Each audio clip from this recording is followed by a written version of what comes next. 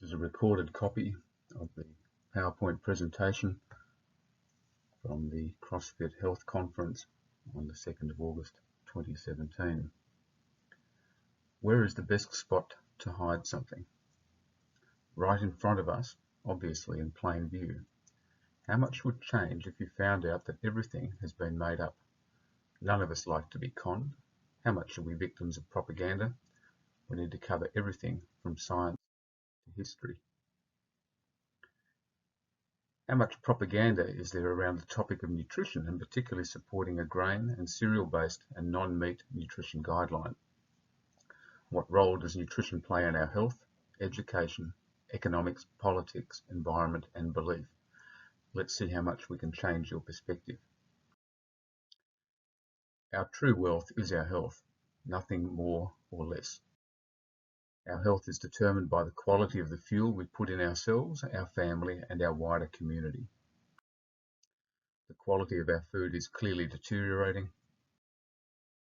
The quality of our agricultural soil is at a crisis point. We have been producing food for quantity rather than quality for too long. It is just unsustainable. There is a health disaster here right now in every corner of the world. This graph is applicable across virtually all countries. Apply it to obesity, diabetes, dementia, cancer, and almost everything. As a result of our health, we have an economic disaster bearing down upon us, and it's only going to get worse. Agricultural practices are to blame for the loss of the nutrition of our soil. Our topsoil is now considered the greatest export of agriculture worldwide. We are exporting our health into the ocean. How has all this come about? Our nutrition guidelines for the last 100 years are central to this. Not just the last few decades, but 100 years exactly this year in October. Maybe it's time for a change. To understand this, we need to discuss conflicts of interest. I want to take you on a fascinating journey and challenge some myths along the way. There are always financial conflicts of interest. Following the money trail is part of that. Big food is definitely involved in our nutrition policies. We need to think about the science, but there is no real conflict of interest there. What happens inside our cells is independent of lobbyists. I want to simplify the science of nutrition and modern processed food and show you how uncomplicated it really is. I want a fair playing field for everyone. So I'd like to open the rule book so we can all play the game. How much of our nutritional guidelines have been based on belief? Things that have just been made up. This has never been openly discussed. Have you actually considered the origins of our nutritional guidelines? If so, we need to consider religion. Religious beliefs have guided us forever. Just like most things in religion, they are open to interpretation and manipulation, particularly when dollars, economics, and politics are involved. What role has religious ideology played in our current situation? As it turns out, a great deal. Many of the advocates of our guidelines don't realize that they have been manipulated and have become defenders of a faith without understanding its origin. Their generational education becomes a belief that is then defended, that leads to conflicts of interest which are not declared. So, why declare conflicts of interest? Declaring your bias creates a fair playing field. If you know the rules, you can play the game. We have not been informed of who has been making the rules of nutrition. The rule book has been manipulated over time, and that's called cheating. You have to declare your personal, professional, or business interests in publishing guidelines. That is the rule. This recent American Heart Association presidential statement recommending against saturated fat and meat consumption gained world press coverage. The statement failed to declare that several of the authors were supporters of veganism and vegetarianism. They failed to declare that the American Heart Association had recent funding from the vegetable oil industry. They quote their own articles and they published it in their own journal. It's just not fair. That's breaking the rules. That's cheating. Financial conflicts of interest are obvious and are rife in nutrition literature. Follow the money and you can generally predict the conclusion of the research. Beliefs and ideology are harder to define and harder to declare, particularly when you may have been brainwashed or health washed into believing something. Let's look at CrossFit and see if they declare their conflicts of interest. Greg Glassman and CrossFit declare their position right from the outset. Nutrition is the base of health. Conflict of interest declared. Greg Glassman described it all in 2002 in 100 words. His first 14 words are what I recommend. Eat meat and vegetables, nuts and seeds, some fruit, little starch, and no sugar. Conflict of interest declared once again. What about my conflicts of interest? I do not think you can be healthy as a vegetarian. I confess, however, to being a vegetarian, but I take supplements. I take them as real food. I am a carno, ovo, lacto, pesco, polo vegetarian. I supplement my plant-based diet with meat, eggs, dairy, fish, and chicken. I avoid cereals and grains. I've been sponsored to attend the games and give this presentation. We opened a centre that helps our community by giving individualised low-carb, healthy, fat-based advice. I see patients every day that are getting heavier, sicker, and with more health problems. This is mostly diet-related. With the right education, my patients can be helped, the system can be helped, and so can the environment and the planet. I keep getting reported anonymously to the Australian Medical Board. The board have determined that it is inappropriate for me to let people know how to reverse type 2 diabetes. By continuing to speak out on the topic of nutrition, I am at risk of losing my registration as an orthopaedic surgeon. But once you see the results for people, you cannot unsee them. The message is too important to be silenced. My personal bias? Well, I was raised on too much sugar, refined carbohydrate, and polyunsaturated oils. I was a fat kid. I had a tumour at the base of my brain 17 years ago and required surgery, radiotherapy, and chemotherapy. I had some other health issues and have lost 23 kilograms since then. That all started my journey into nutrition. I researched healthy eating, and a few years ago I described the nutritional model of inflammation and how that combination of fructose, refined carbohydrate, and polyunsaturated oils appears to be toxic, and certainly in the amount that we're having in society at present. I've been advocating a low carbohydrate, healthy fat lifestyle for some time. I started a website and social media around reducing sugar consumption, nofructose.com. And today we are launching isupportgary.com to give you more information around this talk. My final conflict of interest is that I agree with Greg Glassman. I recommend that people eat real food that is fresh, local and seasonal. That, by definition, is low in carbohydrate and has healthy fats, with a protein need that is individualised. The nutrition of CrossFit is LCHF. I need to cover some science in this talk today. The science of nutrition is actually really simple. Vested interests just make it complicated. We eat to fuel our bodies and we need protein, fat and micronutrients for maintenance work and hormone function. Let's focus on the fuel. A fire can burn a variety of fuels, logs, branches or kindling. You just decide on how many times you want to get up and put fuel on the fire. The same goes with our cells. The engine of our cell is the mitochondria. It requires fuel that can be sourced from different things. It works through the Krebs cycle that revolves around acetyl-CoA, and that's all the mitochondria wants. That acetyl-CoA can come from sugars, protein, or fat. The mitochondria does not care where the acetyl-CoA comes from. The mitochondria has no emotional attachment to the fuel source. I repeat, it has no emotional attachment. Once you get a fire going, the branches and logs will keep on going. It does not need kindling. Essential proteins are like branches and healthy fats are like logs.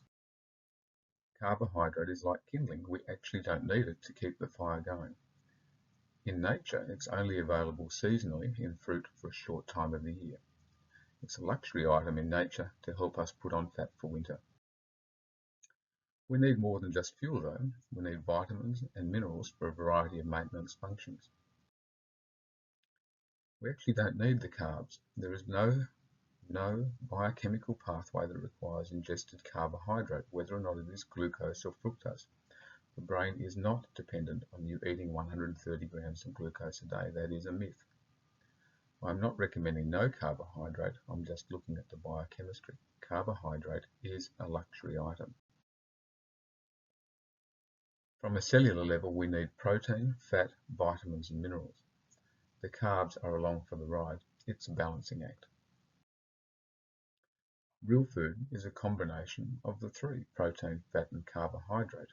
Juggling two is easy, but once you put in the carbohydrate, it's a bit trickier, but it can be done.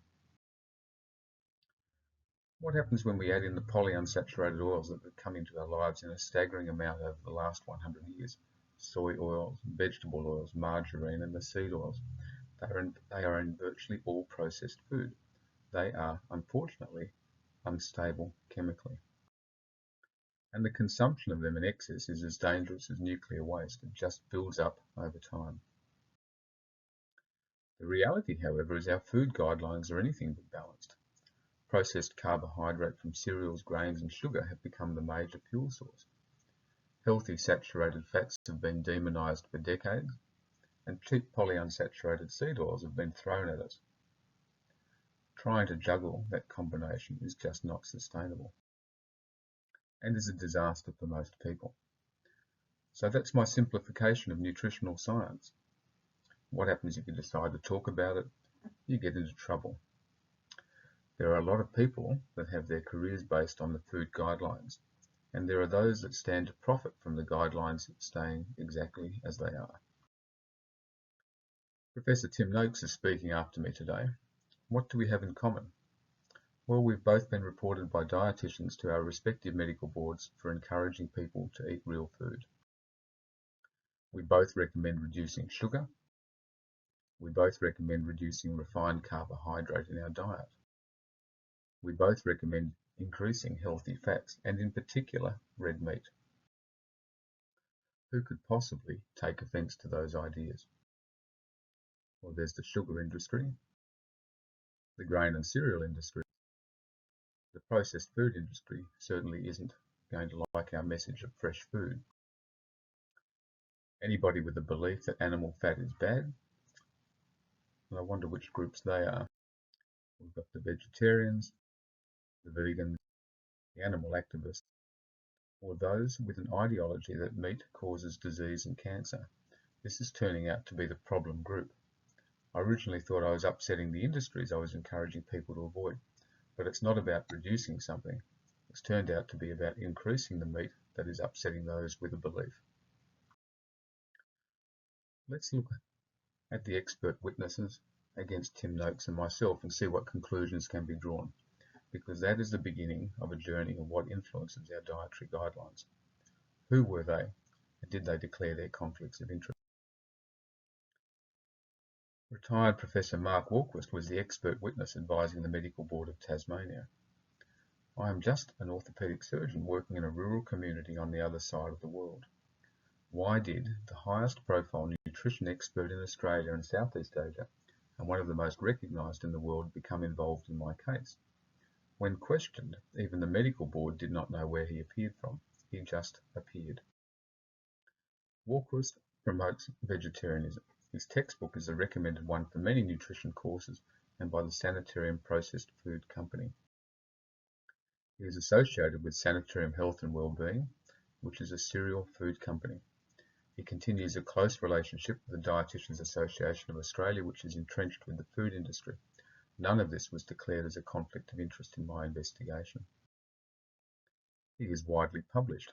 He even has 112 articles published in his own journal that he is the editor of. Walquist manages to write his own articles, reference his own articles, and then publishes such in his own journal. He does not declare any conflict of interest. Walquist's wife is a senior dietitian at the School of Public Health Defence in Taiwan. She co-edits the Asia Pacific Journal of Clinical Nutrition with her husband.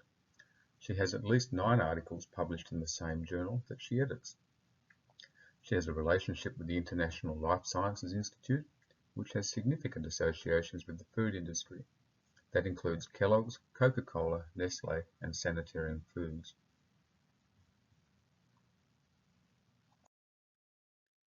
Professor Noakes' expert witness against him was their highest-profile South African academic dietitian. Professor Vorster has her own associations with ILSI. She was the South African president of ILSI from 1997 to 2001, with those links to the cereal and processed food industries once again.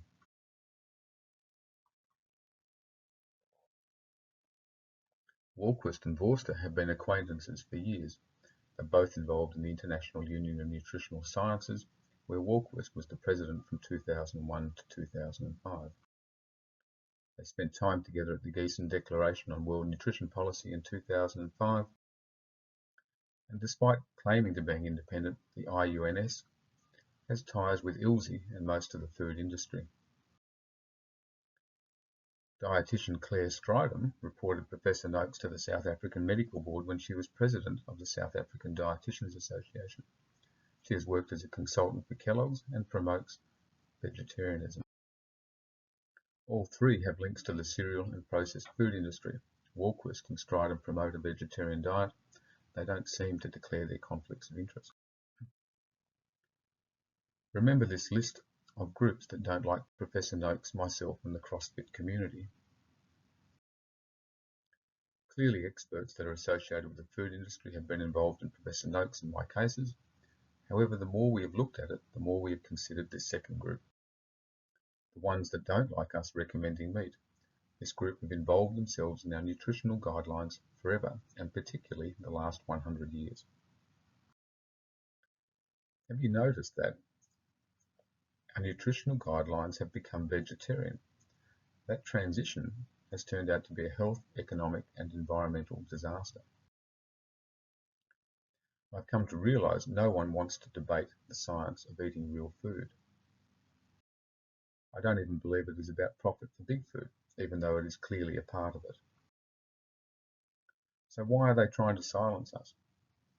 I've come to realize that when you challenge a belief, an ideology, you cross paths with those that will defend their belief and never back down despite the science. Once I understood this, everything has become clear.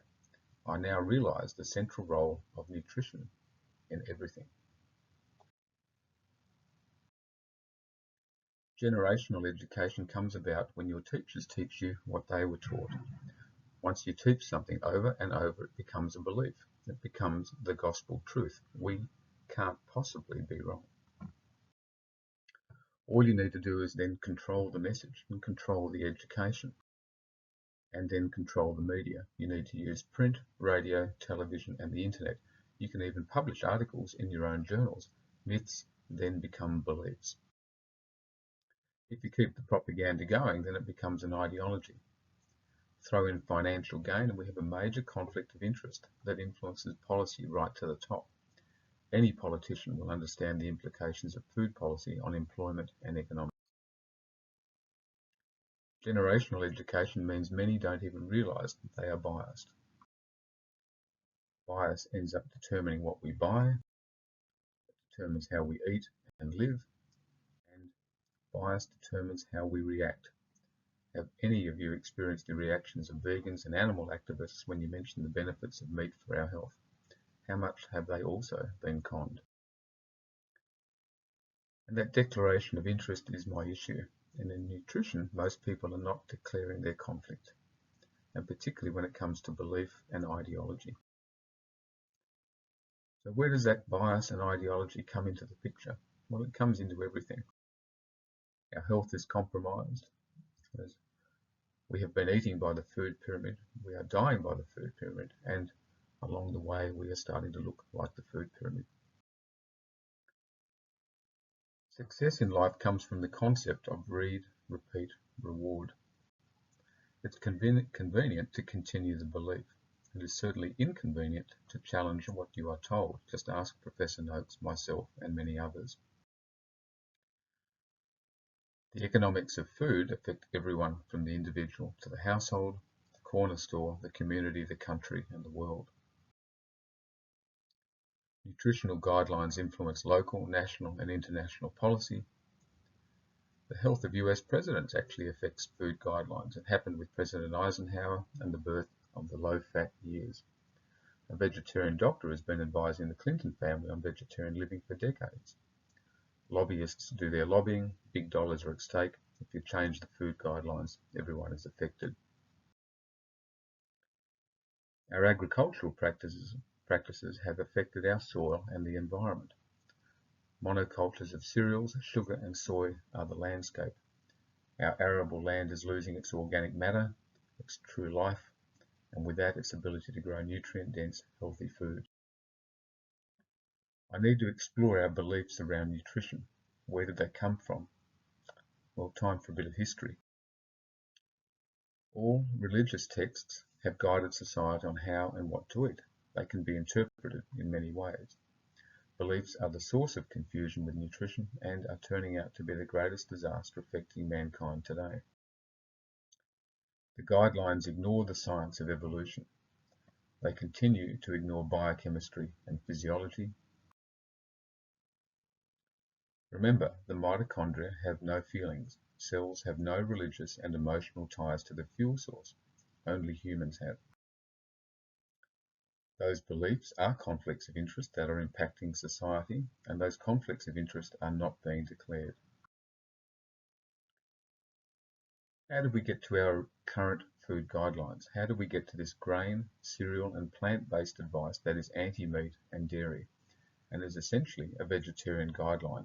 It certainly did not start out like that. In the 1940s, nearly half was meat and dairy. The belief that we must have cereal has been there since the beginning. Nobody has dared to question the non-essential grains. Whole grains are the sacred cow of nutrition, and it makes you wonder how they got there in the first place. The 1950s still had dairy and meat. By 1958, cereals were becoming a bit more obvious. In 1979, meat started drifting down the page, and bread and cereal started climbing up. 1992 gave us the food pyramid that many of us grew up with. It reflected the demonization of saturated fat products from meat and dairy. There was an explosion of cereal and grain products with a recommendation of 6 to 11 servings per day. That pyramid was heavily influenced by the American agricultural sector and the American Dietitians Association. Remember that year 1992. Something happened in 1988, and I will come back to that. Here's our current Australian guideline. It's similar around the world. Real meat and full-fat dairy are barely there. You almost need a search and rescue party to find them. The cereal and grain section is massive. Fake meat, fake dairy, fake oils, and processed food are shotgunned in all over the place. Tofu, soy milk, and low fat are in. All sorts of protein alternatives that I never heard of as a child have found their way here. Canned and processed product is now called healthy. We have a whole section saying it's okay to have junk food. #fail, real food has actually gone on holiday. The USA now cannot even bring itself to mention the word meat. The propaganda starts looking more and more vegetarian with each decade. Where has it all come from? Well, the food industry, the vegetarians, or both. So, have we actually followed the guidelines? Have we done what we've been advised to do? I think we have.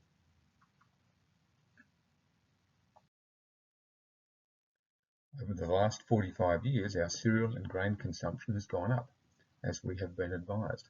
That's just non-essential carbohydrate fuel for the fire. Our protein intake has gone up due to nuts, peanuts, and poultry, but our red meat intake has decreased significantly, as we've been advised. We've increased our intake of fruit and vegetables and decreased dairy consumption, as we've been advised. In the developing world, we have convinced them to increase cereal consumption and have little meat and virtually no dairy. Could it possibly be that the advice we've been given and following is a total health, economic and environmental disaster? That advice might have been well-intentioned, but is unfortunately just wrong. It made me look to see where our dietary guidelines have come from. Ancient advice comes from a variety of religions. Modern Western advice, however, has come from dietetic associations. What are their beginnings? Buddhism, Hinduism and Taoism and other Eastern religions have a respect for animals. That is based on the central role of animals in the food cycle and environment. Most Eastern religions generally eat the produce from animals, and none exclude meat or fish completely. Even the Dalai Lama has been reported to eat meat. It's worth noting that some of the fastest and increasing rates of obesity and diabetes are in Asia. The Eastern vegetarians are not immune to health issues. So what are the Western origins of vegetarianism? It's a fascinating topic. The temperance values of avoiding alcohol and tobacco were very influential in the 1800s. As it turns out, the origins of the current vegetarian guidelines have their beginning just near us today, a place called Battle Creek in Michigan, just a few hours' drive from here. The nutritional guidelines influences started in Battle Creek exactly 100 years ago. This year marks the 100-year anniversary of the American Dietetic Association. It was formed in October 1917. The Canadians came to visit in the following years and formed their own association in 1935. Other English-speaking countries followed, with Australia and South Africa being late adopters. The American concepts have become entrenched across the world. Remember the 1992 food pyramid. The exclusion of meat as a necessary food was finally achieved within the American Dietetic Association in 1988. Would you be surprised to see that 8 of the 9 on that advisory group were vegetarian? The only one that was not vegetarian has been on the North American Board of Trustees for ILSI, which has strong associations with the processed food industry. 5 of the 8 vegetarians had something else in common. Those 5 were from the Seventh-day Adventist Church. They were very influential. Leonard Cooper from Battle Creek organised that first meeting in 1917 and was the instigator of the formation of the American Dietetics Association. Leonard Cooper worked with and was a protege of Dr. John Harvey Kellogg. The processed food industry was there at the beginning. Leonard Cooper was the main founder and then later president of the American Dietetics Association. She was the first dietitian in the US Army in 1918, was influential in US defense policy, and was later appointed to the US Surgeon General's office. She was the director of the Battle Creek Sanitarium School of Home Economics. She wrote textbooks that were used for dietetic and nursing programs around the world for 30 formative years. Leonard Cooper was the voice of dietetics for decades. She was educated by the cereal founders. She was a vegetarian, and she practiced the teachings and ideology of the Seventh-day Adventist Church. Leonard Cooper also seems to have been the originator of the term "breakfast is the most important meal of the day," whilst she was working with the Kellogg's brothers in 1917, and again published that in their own journal. The birthplace of the cereal industry was also in Battle Creek. In the very early 1900s, there were around 100 cereal companies that were mostly started by members of the Seventh-day Adventist Church. Many of them merged over time. The best-known company is Kellogg's and is ranked as one of the wealthiest food producers in the world. It is a publicly held company. Sanitarium Health and Wellbeing is throughout Australasia, but the difference is that Sanitarium is fully owned by the Seventh-day Adventist Church. That has a history that I will return to. On a side note, the cereal industry was the first to introduce product placement. Cereals were there with Rocky and Bullwinkle, the Flintstones, and Huckleberry Hound. Post cereals provided the startup money for a fellow by the name of Walt Disney. The cereal industry has been advertising to children for generations. We have been brainwashed for a long time. What do we know about the Seventh-day Adventist Church and vegetarianism? The church was born out of the Millerites and temperance movement, formally established in 1863. They were a break-off group that was small in number initially, but has grown to be the most influential group in the world when it comes to nutrition education and policy. Ellen G. White was one of the founding leaders, and her writings are seen as their gospel. Ellen G. White's values and those of the Seventh-day Adventist Church are not unreasonable at first glance. There are the temperance concepts of abstinence of tobacco and alcohol. They encourage exercise and involving community. Their nutrition values, however, have not quite turned out as planned. Because they did not come from science, they actually came from the visions of Ellen G. White. Ellen G. White had some strange ideas about meat, and particularly red meat, which has now had worldwide repercussions. She and the Seventh-day Adventist Church have very strong beliefs in educating us all. Medical evangelism is the right arm of the church. She had some special plans for Australia.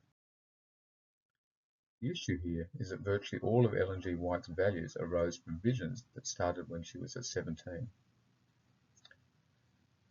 She was a prolific writer. Her writings became the teachings of the church.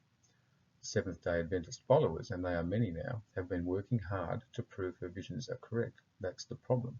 We are no longer discussing or researching science. Over time, research has been driven to prove a belief. Her writings describe that eating meat causes violence. The term meat gives you cancer stems from her visions. She started talking about cancer in 1864, and we are still hearing that message even though it's never been proven. Grains, fruits, nuts and vegetables constitute the diet chosen for us by our Creator. If you are trying to find the origin of medical beliefs, then Ellen G. White is central to many of them. On medical evangelism, we are to work as gospel medical missionaries. Medical work is the right arm of the message. The church must build sanitariums and healthcare institutions. Ellen White had a special vision for Australia in 1875. The message must be carried to many lands, and that she has seen printing presses running in many foreign countries. When her father asked, "Ellen, can you name some of those countries?" "Only one name I remember," the angel said, "Australia." 16 years later, she arrived in Australia with Merritt Kellogg, the elder stepbrother of the Kellogg's brothers that had successfully established the brand. They were going to reproduce the Kellogg cereal model, but this time have the church own it and the profits. They also had plans to establish the Adventist Church and medical evangelism in Australia. She was very successful.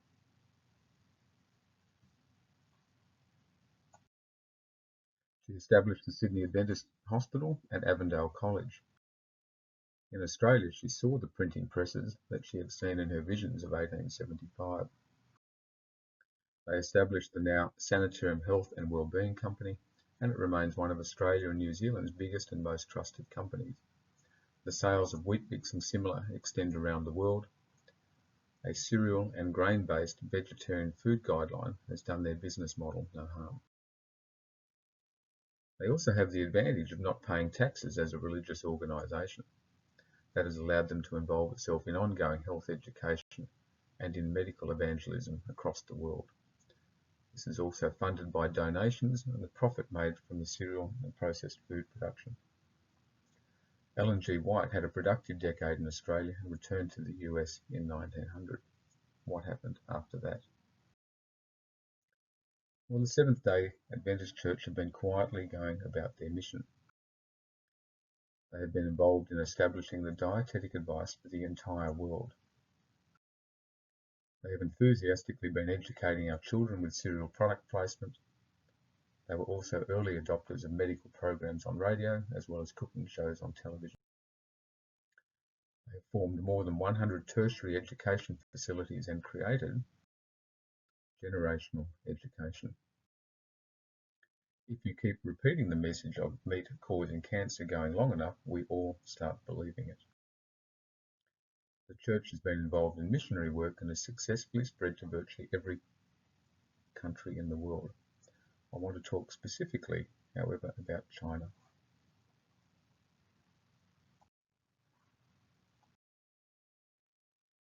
Dr. Harry Miller did an enormous amount of productive work in the USA and China. He was largely responsible for bringing soy back to the USA, and that's a lot of polyunsaturated oil over time. Between 1912 and 1925, he was consulting physician to 3 US presidents, and whilst in China, he cared for leaders of the People's Republic of China and established several Adventist centers. He returned to the USA with a purpose at the beginning of World War II. He had a major vested interest by bringing soy and soy milk from the east to the west, and study was done to find suitable substitutes for meat, eggs, and milk. He was an early producer of meat substitutes. It also appears that he wanted to find scientific proof for the prophecies of Ellen G. White. In 1953, his nutrition research facility was established to prove her visions. Scientific research will support and not contradict. So what do I think of nutritional research that's done to prove a vision? Well, it's criminal. Population studies are overrated, most are flawed by internal bias, and conflict of interest is not declared. Vegetarian literature tends to cross-reference itself over and over. This has created generational education and so much misinformation. That health washing then flows into propaganda about longevity, animal welfare, and the environment. Let's address that propaganda. What do we know about longevity? Well, those that are most likely to live past 100 are from North America, Western Europe, and Northern Europe. The famous Mediterranean region does not fare as well. More misinformation, maybe. We are told that vegetarians live longer. I keep hearing that over and over. It must be the truth because they keep telling me so. So we'll look at 2 groups that are quoted, the Seventh-day Adventists themselves and the Japanese Okinawans, and we'll also look at the effect of religion itself. The Adventist health studies are quoted regularly by vegetarian groups. The studies are done by themselves, on themselves, and cross-reference off each other. They are often published in their own press and journals. I have never seen a personal conflict of interest, a declaration of vegetarianism or religion in any of them, but I have not obviously read every single one of them.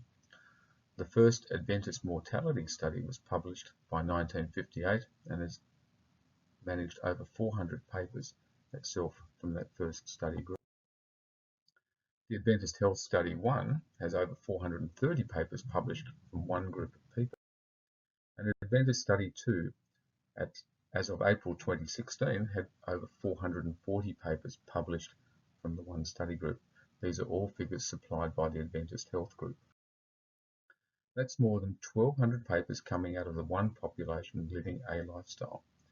It may be that the results are as good as they say, but they have failed to declare their bias over and over.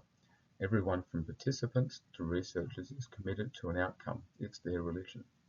I am concerned over that internal bias. Sorry. What do we know about other religious groups? This 2008 study was done by non-Mormons on Californian Mormons. It's important because many of the Adventist study participants are based near Loma Linda University in California. As it turns out, Mormon men live on average 10 years longer than the average population and women 5 years longer. So, Mormons living in the same area as Adventists live longer too. Could it possibly be the location? This 2010 study looked at longevity across several religious groups in the United States. Here, the Jewish population are doing better on average. Overall, there are not many longevity studies done apart from the Adventist group that manages 1,200 plus. That says something in itself. The Japanese Okinawans are regularly quoted as being long livers. They've been studied closely from a nutritional aspect. They do live in a fairly isolated part of the East China Sea. They do appear to live longer than their mainland counterparts. The Japanese government have studied them because of that and have continued to do so. It's always good to get the original 1992 paper out rather than hear the propaganda around it. In that study, they compared the Okinawans with the main island Akita population.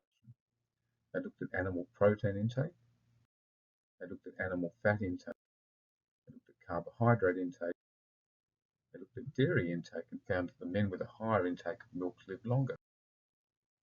The higher your cholesterol levels, the longer you lived.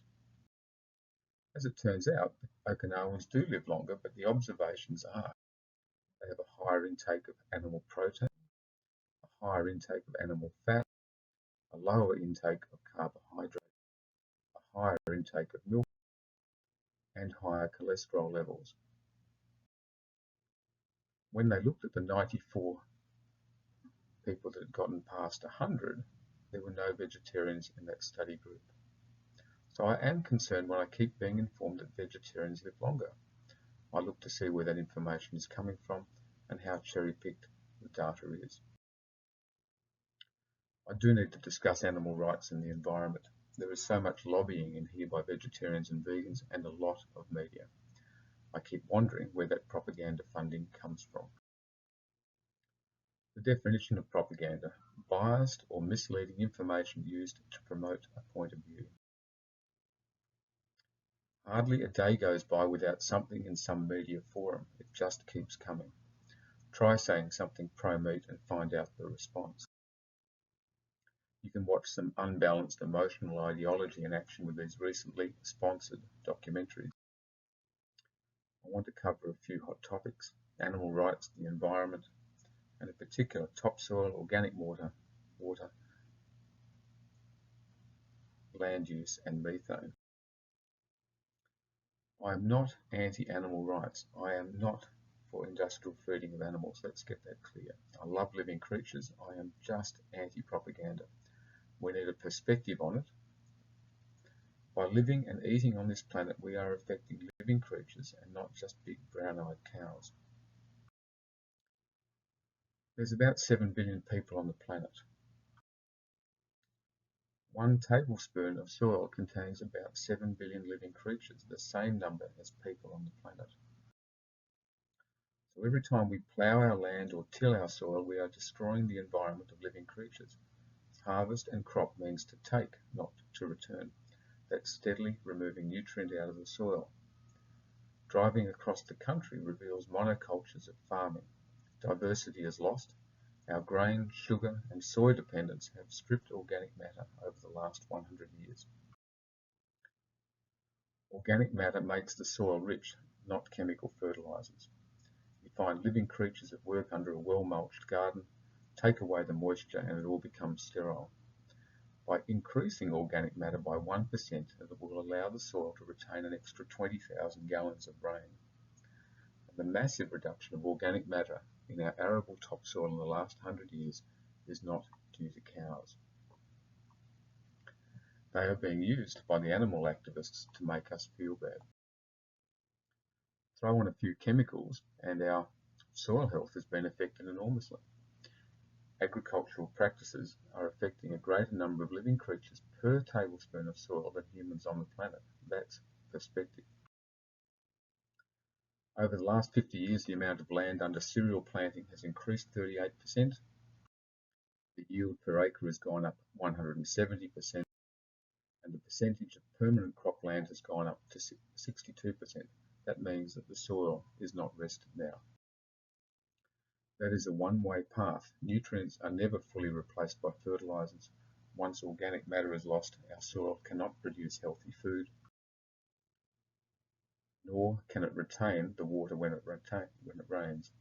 That erosion is transporting topsoil into the oceans around our nations. Throw in fertilizers and chemicals, and the health of our waterways and oceans are on the same downward trajectory as our health. Water table levels are dropping in most regions that I've looked at. California has some big problems at present. Intensive fruit and nut overcropping may be the cause. But if you keep taking water, nutrients, and organic matter out of the soil, you end up with an environmental disaster. Dry soil just blows away. Ruminants like cows, sheep, and goats actually put organic matter back into the soil. They eat grass. That takes carbon dioxide out of the atmosphere. They turn it into a nutrient-dense fuel that we can eat. They are effectively turning sunlight into food. They produce a whole lot of manure, organic matter, which returns nutrients and nutrition back to the soil. It is infinitely better than fertilizers. Cows produce methane, but not clearly as much as sheep. There's certainly some cherry-picked information floating around the internet. We never hear about methane from terrestrial arthropods. However, they are responsible for up to 15% of global methane production. What are they? Termites, cockroaches, millipedes and scarab beetles are significant contributors to the methane production of the world, but we never hear from the animal activists about them. There's always another side to the greenhouse gas equation. Others will argue that the net effect of cattle is good for the planet and from a greenhouse gas aspect. Pasture-fed cattle will convert carbon dioxide from grass and put it back into the ground and restore organic matter. That is the quickest and most natural way of returning organic matter to the soil. Those ruminants like cattle, sheep, goats and buffalo may have a major role in restoring the health of the soil. The answer is in getting smarter about getting organic matter back into the soil. It's a pity we don't hear both sides more often. How do we use our land? About 4% of the planet is able to be cultivated. The World Bank estimates it may be as little as only 3.5%. We don't have much to farm, and we have not looked after it over the last one. There's around 6 times that amount of land available in forest and rangeland if we worked out how to use it better. We could put more stock onto that underutilised land, drag carbon dioxide levels down and produce nutrient meat and dairy at the same time. Here's another myth.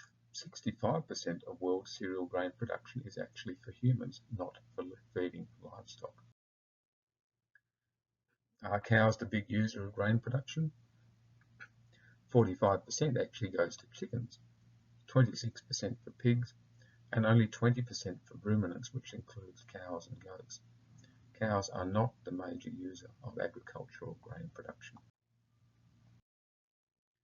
I am an animal rights activist. I am just trying to get a more balanced perspective rather than just listening to one-sided market. I am not anti-vegetarian. Anyone can have their opinion. I remain anti-propaganda, and improving our soil and environment can actually be done by cows. So how active is the Seventh-day Adventist medical evangelism process today? They continue to be involved in research. They have a surprising reach into education, media, and the processed food industry. They are involved in lobbying guidelines in nutrition, but exactly how much? From the latest 2016 report, the Seventh-day Adventist Church is active in more than 81,000 churches. They have 19 million members and are one of the fastest growing churches in the world. The church is active in 215 countries, using 974 languages to spread medical evangelism.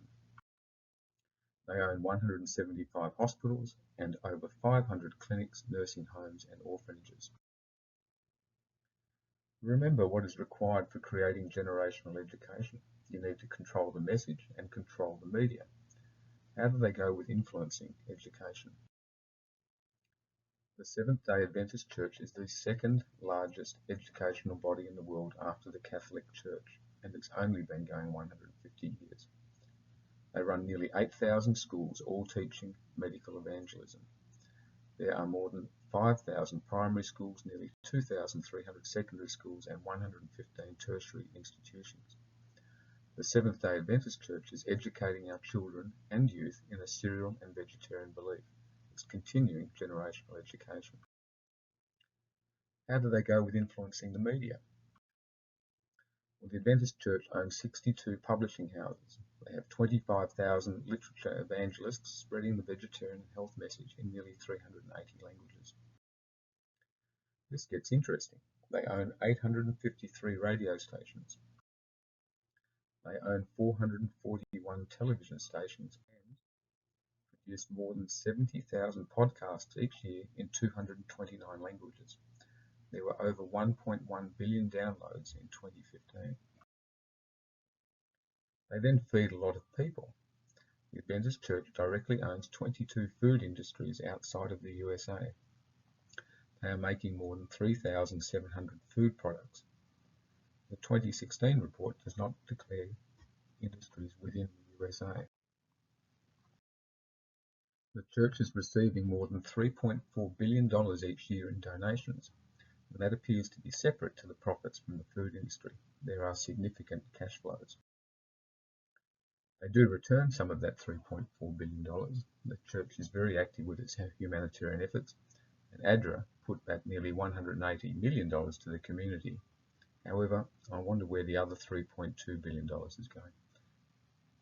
The Adventist Church has a history of being very active in medical evangelism. So where is the cereal and grain-based, non-meat, vegetarian lifestyle being promoted now? The church is doing collaborative work with the World Health Organization in several new partnerships. This is something to watch. Lifestyle medicine. The Adventist Church is advancing their global outlook. Lifestyle medicine is operating under many similar names and is establishing itself on most continents. This appears to be serious medical evangelism pushing the Adventist ideology without any clear declaration of conflict of interest.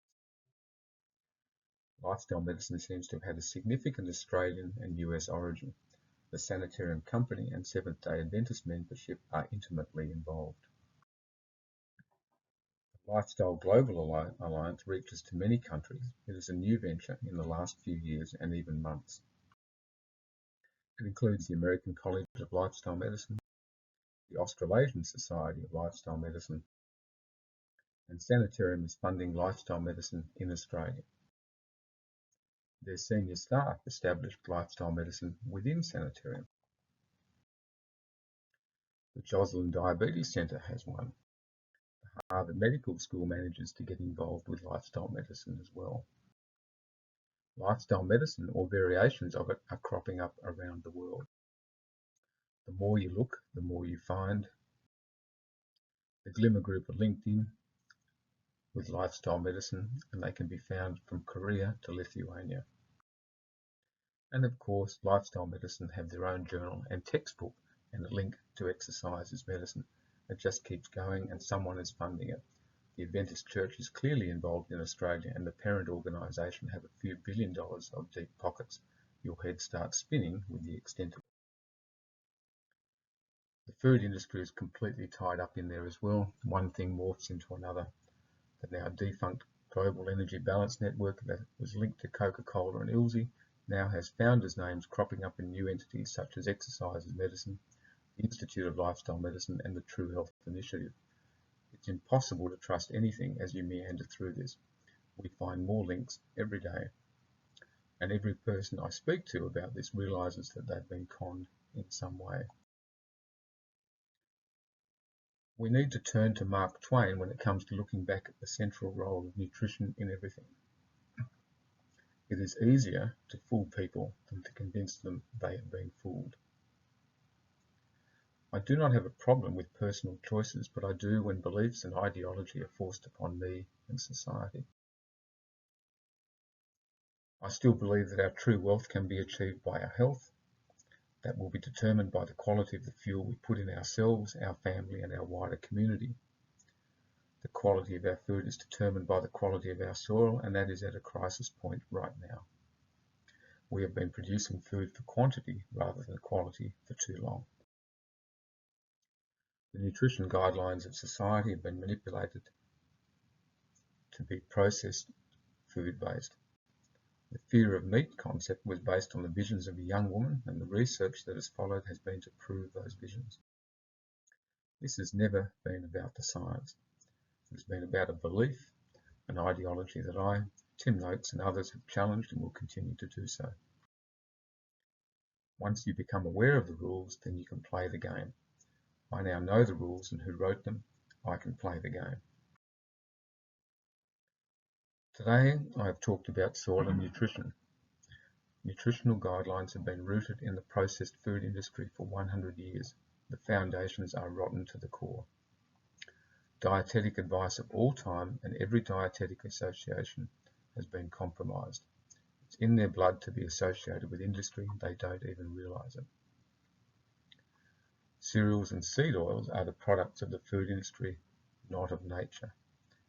Processed food is not required to keep our engines running. We have all been conned. The processed food industry and the Seventh-day Adventist Church have been educating the health profession for 100 years. They are manipulating the media around us every day. 100 years of failing to declare a conflict of interest. That is just 100 years too long. There are so many things going wrong with our world. If the planet was a computer, I would be hitting Control Alt Delete and doing a factory reset to get rid of all the corrupted software. We need to be doing that with nutrition right now. We need to understand what fuel a cell requires unemotionally. We need to understand what our planet requires unemotionally. We then need to apply a filter to everything you hear about nutrition and decide which biased hat is being worn. Then make your decisions unemotionally. We must save our soil. The cows are actually innocent, the humans are not. If you want to follow this journey, we've launched a new website, isupportgary.com. This is our way of taking back some control over what has been a messy few years. Please add to our understanding of the rulebook. We are all still learning.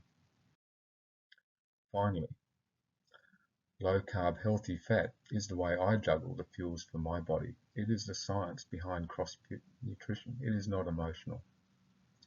I will be healthy because I am not a cereal and soy-based vegetarian.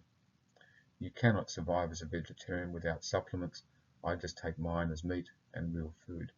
I am a carno, ovo, lacto, pesco, polo vegetarian. Welcome to my table. Thank you.